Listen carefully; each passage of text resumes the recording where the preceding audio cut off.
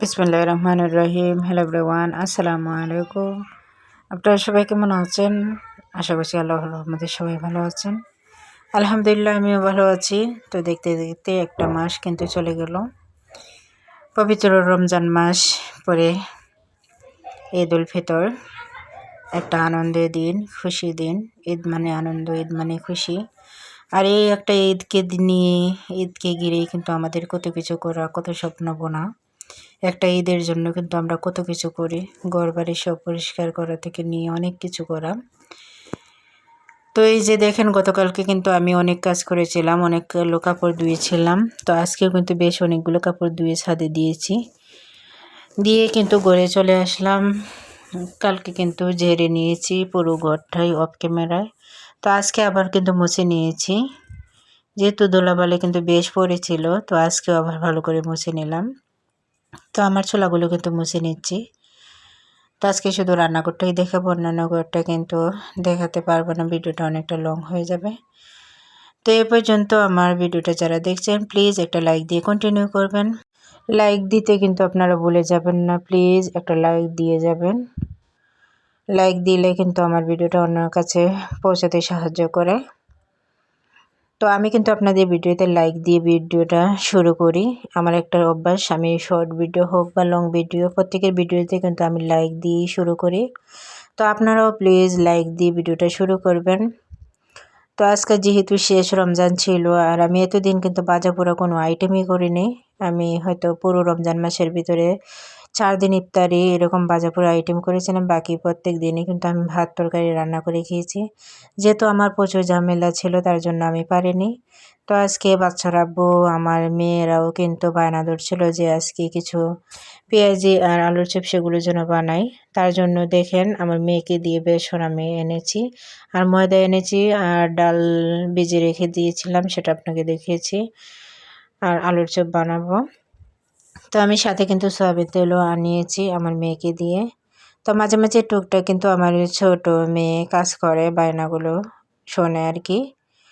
সবসময় বাচ্চার আব্বু কিন্তু করতে পারে না, আর বাচ্চার আব্বু কিন্তু বেশিরভাগ বাসায় থাকে না। তো আমার মেয়েরা কিন্তু 2 মেয়ে কোনো কিছু বললে দোকান থেকে এনে দেয়। তো আমি দেখেন পুরো ঘরটাই কিন্তু পরিষ্কার করে নিচ্ছি।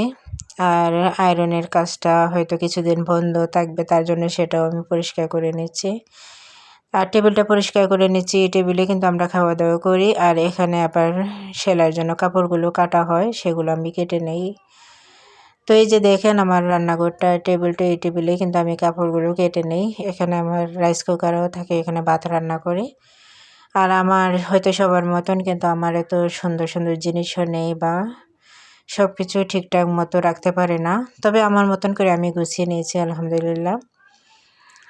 আমার যতটুকু প্রয়োজন ততটুকুই কিন্তু আমি জিনিস কিনি, অপচয় করার জন্য বা দেখানোর জন্য, সৌন্দর্যের জন্য শুধুমাত্র জিনিস কিনে না, আমি যতটুকু প্রয়োজন ততটুকুই কিনে থাকি। তার জন্য হয়তো ভালো কিছু আপনাদেরকে দেখাতে পারে না। তো এই যে দেখেন আমার রান্নাঘরটা আমি দেখিয়ে দিলাম। তো এই সবগুলো কিন্তু গতকালকে পরিষ্কার করে নিয়েছিলাম, ঝেড়ে মুছে নিয়েছি। তো এই যে বাচ্চার আব্বুর কিন্তু কাপড় কিনে নেয় বলেছিলাম, পরিবারের কারোর জন্য কিন্তু কাপড় কেনা হয়নি। হয়তো অনেকের প্রশ্ন থাকতে পারে আমি টেইলারি করি, তারপরেও কেন কিনিনি। তো টেইলারি করলেই সবসময় সব কিছু সম্ভব হয় না, তাই একটু তো অসুবিধা ছিলই। চাইলে হয়তো বা পারতাম, কিন্তু চাইনি বিদায় হয়নি। আর এবছর করতে চাইনি, তাই মেয়েদের জন্য কোনো কাপড় কেনা হয় নাই, আর ছেলের জন্যও না। আমার এক ছেলে আর 2 মেয়ে, তো স্বামীর জন্য কিনে নেয়। এই যে পাঞ্জাবি দেখেছেন, এটা ছিল গত বছরে কিন্তু পাঞ্জাবি। বাবা ছেলের জন্য 2টা পাঞ্জাবি সেট আমি বানিয়ে এনেছি টেইলার্সের দোকান থেকে, অর্ডার দিয়ে বানিয়েছিলাম। এই কাপড়গুলো কিন্তু আমি নিজে কিনে পছন্দ করে কিনে বানিয়েছিলাম। তো আমি কিন্তু বেশিরভাগ কাপড়গুলো বানিয়ে দেই, উনি আবার কোনো কাপড় কেনেন না। কোনো ঈদ এলে বা কোনো কিছু প্রয়োজন হলেই কিন্তু উনি নিজে কিনতে চান না কাপড় চোপড়। পুরুষ মানুষ হয়তো এরকমই। তো আমি কিন্তু জোর করে আবার কাপড় কিনে দেই, বা পাঞ্জাবি শার্টগুলো টেলার্সের দোকানে গিয়ে বানিয়ে দেই, এরকম আমি সবসময় করে থাকি। তো এবছর আমি ওনাকে আগেই জানিয়ে দিয়েছিলাম যে এবছর পারবো না বানিয়ে দিতে। তো আগের কাপড়গুলোই আমি রেডি করে নিচ্ছি। তো এটা গত বছরই ছিল, বাবা ছেলের জন্য সেম আমি পাঞ্জাবি সেট বানিয়েছিলাম। তো এগুলো আমি আয়রন করে আগে থেকে রেডি করে নিচ্ছি, যেহেতু কালকে সকালে কিন্তু অনেক ঝামেলা থাকবে ঈদের দিন। বাচ্চাদেরকে রেডি করানো থেকে অনেক কাজ থাকে, সংসারের রান্নাবান্না সব কিছু মিলিয়ে কিন্তু বেশ অনেক কাজ।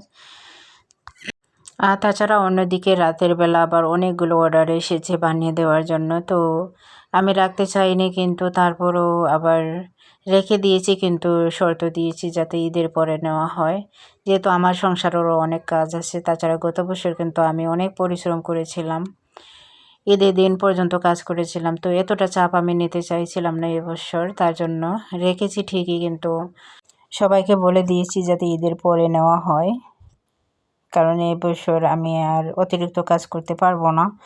প্রচুর কিন্তু এবছর কাজ করে আমার কোমরে প্রচুর ব্যথা করছে, ভালো লাগছিল না, তাই একটু সময় অবসর নিতে চাইছিলাম। তো এই যে আমি পাঞ্জাবিগুলো আয়রন করে নিচ্ছি। আর এই আয়রনটা আমি কিনেছি, এই আয়রনটা খুবই হালকাভাবে কিন্তু চাপ দিলেই আয়রন হয়ে যায়, অনেক সুন্দর ফিনিশিং আসে।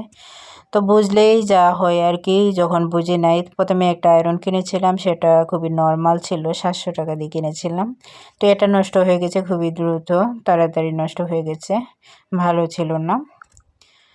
তো জানতে জানতে মানে কাজ করতে করতে মানুষ আর কি জানে। তো এটা আবার একজনের সাথে উনি যার কাছ থেকে আমি পাঞ্জাবিগুলো সেলাই করেছি, তো ওনার সাথেই পরামর্শ করে এই আয়রনটা কিনেছিলাম। তো এই আয়রনটা কিন্তু খুবই ভালো ছিল, ওনার কাছ থেকেই দিয়েছিলেন, উনি এনে দিয়েছিলেন আর কি।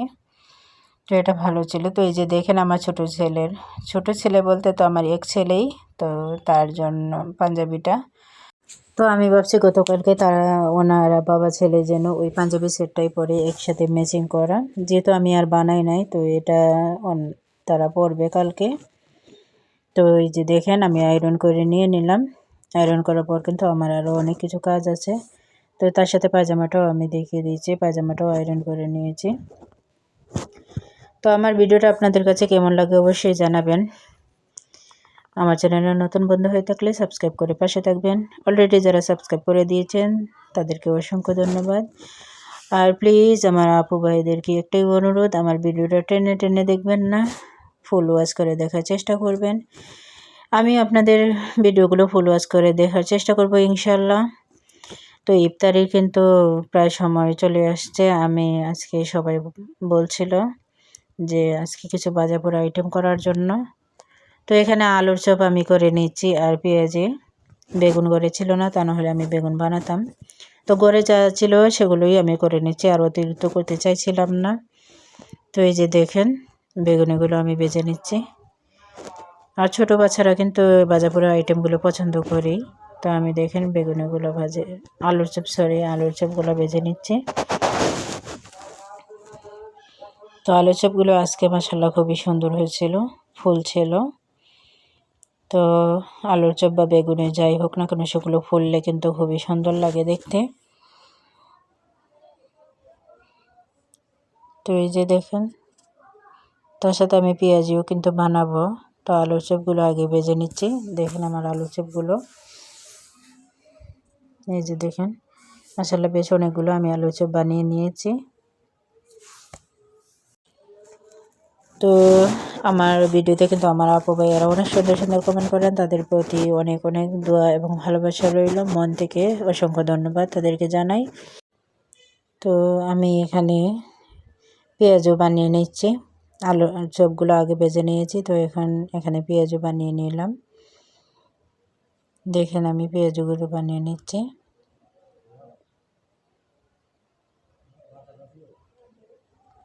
তো এই যে দেখেন খুবই তাড়াহুড়ো করে কিন্তু করছি, আরও রাতের বেলা কিন্তু প্রচুর কাজ আছে।